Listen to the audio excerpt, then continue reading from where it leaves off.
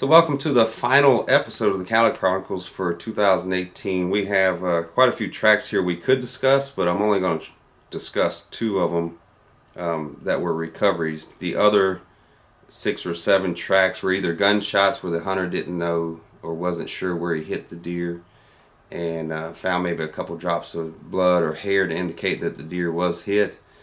We took Cali up there and ran the line and found no other sign that the deer was dead. So we marked them down as non-recoveries and assumed that the deer may have survived these shots. The other ones were bow shots that were not in ideal locations, maybe brisket, front of the shoulder, real low in the body. And we have to assume those deer survived as well. We didn't find any more evidence or were unable to advance the track, I should say. In one instance, we ran into a property line and we couldn't gain permission to track across that property line. So hopefully some of these deer show back up on Trail Camera later this winter or perhaps next fall, and not all of them are lost. Let's talk about the 2 recoveries on this episode. Track 27, hunter shot this deer back a little ways, liver, possibly gut. They gave it some time. Began tracking the deer. A little bit of snow on the ground, but it's kind of patchy and just a very light covering, maybe a 1/4 inch. And so they did have some snow to help them follow the deer, and were able to follow it to a wound bed. They continued tracking and eventually jumped the deer. But when it got up, they said it struggled to get up and it slowly walked away from them. Based on this, felt confident we'd find this deer. And I actually told the hunters that they probably didn't need Cali to come up. They could probably find this deer 50 or 100 yards farther down the trail.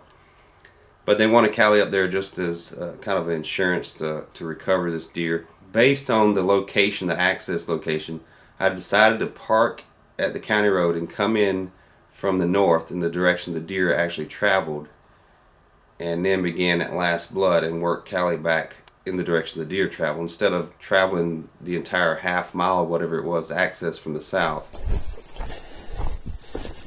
Alright, so you know the way there from here? We just hugged this western edge of this marsh here. And you just lead the way and I'll follow you. Yeah, this snow is kind of spotty in places. I took them through these pines. They stand kind of head south and west from here, and it was still a tough going. What do you know about the coyote population around here? Is it? I imagine there's some wolves around here too. What is this right here?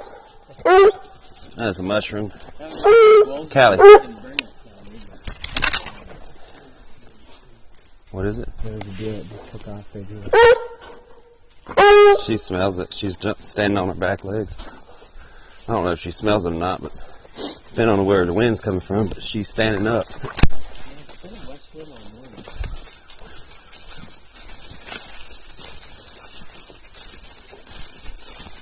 Yeah, these woods would probably be good for just some slow stalking. Ease to the woods. And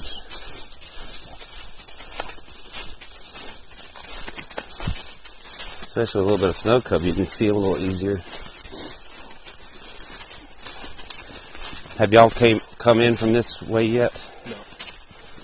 No. I don't imagine that was a deer we were after, still alive. Probably just a deer. Where was it standing? There's going to be a new station here, kind of straight across. Okay. Okay. Cali, quiet down. Hush. She doesn't like to stand still. As soon as I stop to talk or look at something, she's barking. I just hope there's your deer right there. That's the easiest track in the world. What? Oh, man.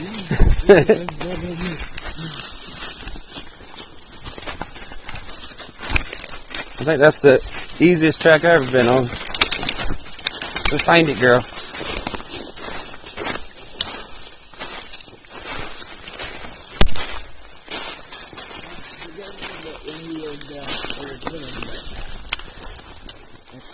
It doesn't look like the coyote's got it, does it? Looks like they might. That's got to be what this is. Oh. Is that what you're thinking? Eagle. Standing on top. Okay. and Yeah, pecking. that would make sense. There's been a few around, but Well, not much of a tracking job. oh man. I looked there and I was like, I thought it was a stump or something at first, and I said, wait a minute, that's a deer. Oh, What are the odds? yeah, hell yeah. That just made my day. So where was that other deer you just saw run off? I don't know. It must have been laying in here, and it looked like it. You know, I don't know. We were back there. You in sure the it was a black deer and woods not a there. coyote running off? Definitely not a coyote because I saw the white tail. He bedded up. You can tell he bedded. You see how his arms or legs are tucked under? Yeah. He came here and bedded down, and this is where he died. Looked like he had probably laid down right there too. I saw a pile of blood back there. So obviously we didn't really need Callie on this track, and what's looking back at the video, which is cool to have video sometimes. You can look back at things that happen and see what and try to figure out exactly what happened. As we approached this deer, Callie stood up on her back legs and smelled the deer. Because the hunter thought he saw a deer run off, we assumed that Callie was smelling that deer. Later on, the hunter admitted that he just saw a flash of white. He didn't actually see a deer. He assumed it was the tail of a deer. Based on the carcass of this deer, the way the hide was kind of roughed up a little bit, and the guts were just hadn't been messed with much. I assumed it was a bald eagle. It landed on top of the carcass. Its claws were disturbing the fur, and it was trying to eat it. And I've seen bald eagles on deer often alongside the roads, and we actually tracked a deer one time and recovered it. Went back to get it later, and a bald eagle was on that carcass when we came back. So it wasn't unheard of or out of the realm of possibilities for a bald eagle to be on this deer. I walked back to the truck to put Callie back up, and as I walked back in, there was a bald eagle sitting up in a tree making a lot of racket. And then when I got back to the hunters, he told me that he thought that was what indeed was on top of that deer. So that was pretty cool, and in fact, Callie was smelling the deer that we walked up on. So that was kind of a humorous recovery there, and glad the hunter was able to recover his deer. That's our ultimate goal, no matter how it ends up working out. Let's talk about track 28. Now, this is a really interesting track. So, or it's not really interesting, I guess. It's interesting the way things unfolded. The hunter shot this buck. He was facing broadside, and he hit it way, way back. He thought right in front of the back legs. So, obviously, that would be intestines. And we needed to give this deer time. I agreed to come down the next morning and track this deer. So after he shot this deer, what's really interesting about this, his wife was hunting down the creek. They were hunting along a creek. It's pretty deep and wide, and the water's flowing pretty fast. So the deer walked all the way down this creek, about 350 yards, and bedded down in front of the hunter's wife. The hunter's wife watched this deer for more than 4 hours. And could tell the deer was getting weaker and weaker. It was panting, it kept dropping its head. But she was getting really cold, and she couldn't sit in the stand any longer. So she tried to sneak out of there with her husband's help without jumping the deer. But the deer ultimately saw them, ran off. They got back to the house, and the wife indicated on a map which direction the deer ran. So this is the information I had to go off of when I brought Callie there. So we got Callie across this creek by canoe. We could have came in from a bridge down the road quite a ways, a quarter mile or so, and got over there without the use of canoe. But anyway, we decided to use a canoe. That was kind of tricky with a dog in there, and I don't like canoes because they're kind of unstable, and in a creek with a lot of log jams and fast moving water. It wasn't the let's say I was a little nervous, so let's just say that. Anyway, we got Callie across the creek via the canoe and put her at the wound bed. You could see where the deer had matted down the grass. There was no blood in it, but I started Callie there and began our trap. Please. Don't be afraid to use the walkie-talkies.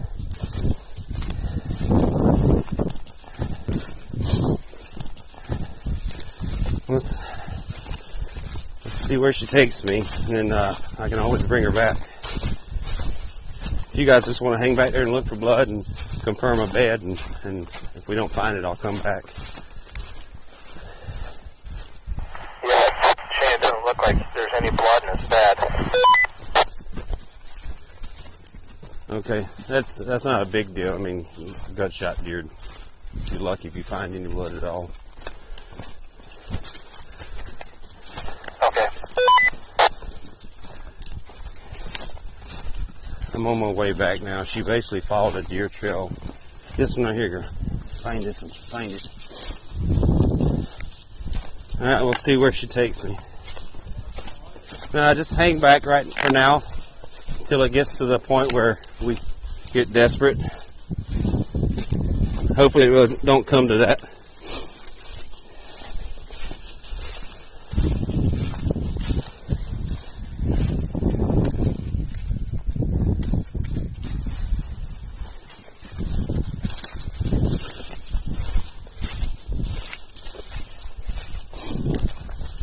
Does she think it ran like straight away or towards that bend in the creek?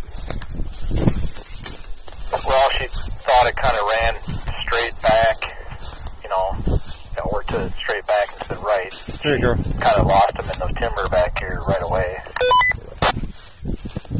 Alright, we'll see. We'll let her venture again, see if she picks up anything. Okay.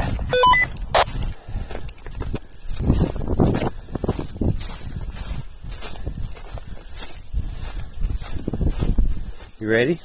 You ready? Find it. Find it. Right here. Find it. Find it.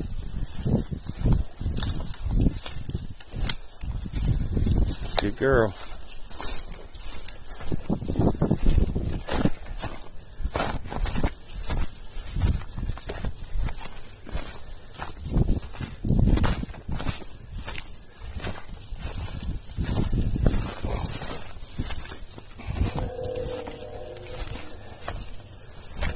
She's kind of leading me off to the left a little bit, and I know that seems opposite of where the deer went, but it'd be amazing how many times she's been right and where the deer went. So I got to trust her a little bit here. That's fine. He definitely came from that area. I shot him to the west of where we're at right now, so.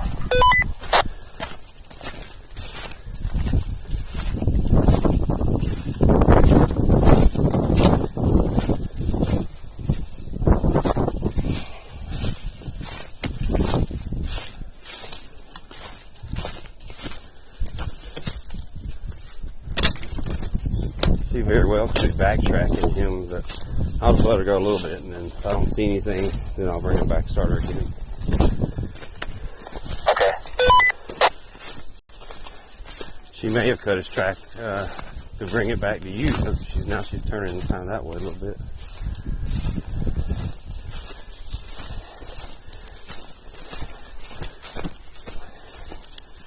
Did it go that way, girl? Callie? Come here.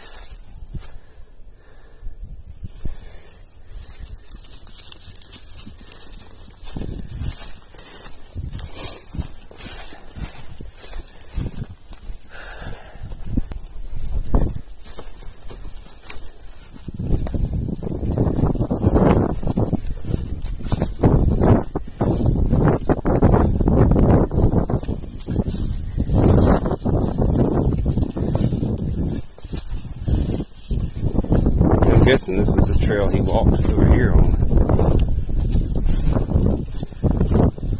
Yeah, you're probably right.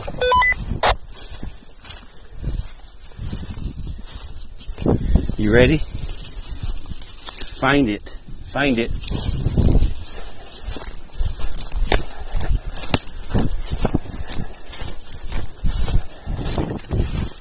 Yeah, I'm gonna bring her back, and if I don't see anything in here as I went back, maybe take her straight into the cattails, because we've covered this area pretty good, out to a pretty good distance. I don't know, 600 or 700 yards or more. Okay. So, I don't think it went out in there just by the ice is kind of thick and thin. That deer would have struggled. Right. He wouldn't liked it. I'll show you where I've gone so far. So we're right here. So she took me one time and followed the river and went all the way down to here. Okay. I mean, we can keep searching. I'm not no problem with that. It's just I've covered a lot of ground, and So after tracking for quite some time, and you'll notice at the beginning of the track, Callie was trying to go back down the direction that the deer came from, the trail that the deer came from. And I figured she was just backtracking, which is not common for her to do, but it's not unheard of also. So I just assumed she was tracking this deer back the opposite direction from where it came, and I kind of forced her to take a line, which I know I shouldn't do, but I kind of forced her to work a general direction. And we covered a large area, and we covered it very well and spent quite some time there. And I finally decided that if that deer was dead, it was not in that vicinity. I assumed based on the shot location that it shouldn't have gone very far, 200 yards maybe max from where the deer was jumped. Gut shot deer like to try and bed down as soon as possible. They're in a lot of discomfort, and they like to try to bed down whenever they feel safe, and as soon as they feel safe, they'll bed down. Because Callie on 2 different occasions tried to go back down the trail, later on in the track she tried to go back in the direction the deer came from. When we decided to finally call the track, I wanted to make one last effort to find this deer by going the direction that Callie originally wanted to go, which was back down the direction the deer came from, back towards the hunter's deer stand.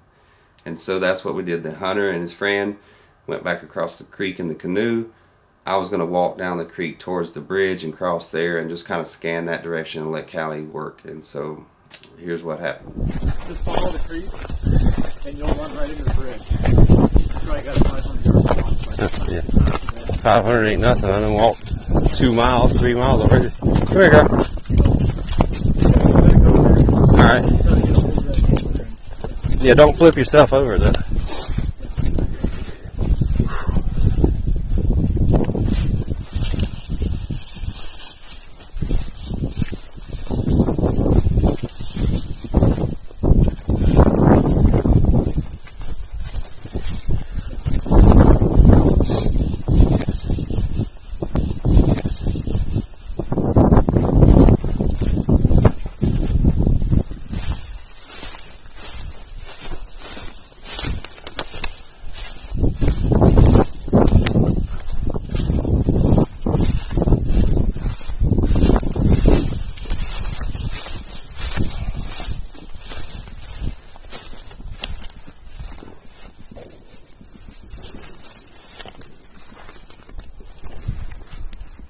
How big was your deer?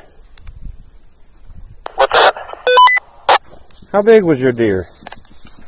8-pointer outside the ears. I've got one laying here with a shot right in front of the back leg. Are you serious? Swear to God, that's why she was trying to go back this way.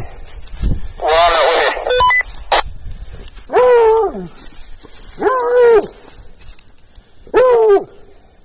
Unbelievable. I got a picture of you guys here. Yeah. Unbelievable. So how did the hunter's wife get the direction that the deer ran off in so wrong?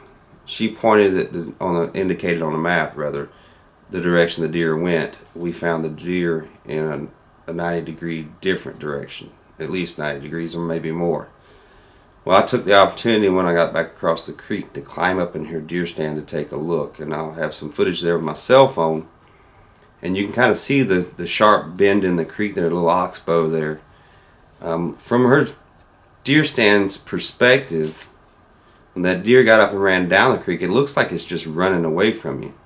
So I can see where you could easily get confused if you had to indicate on a map which direction the deer went instead of pointing at the location that you actually saw the deer run off if you were conveying that information to someone else. Doing it on a map at a different location at the house or whatever, you could easily get the direction off, easily do that.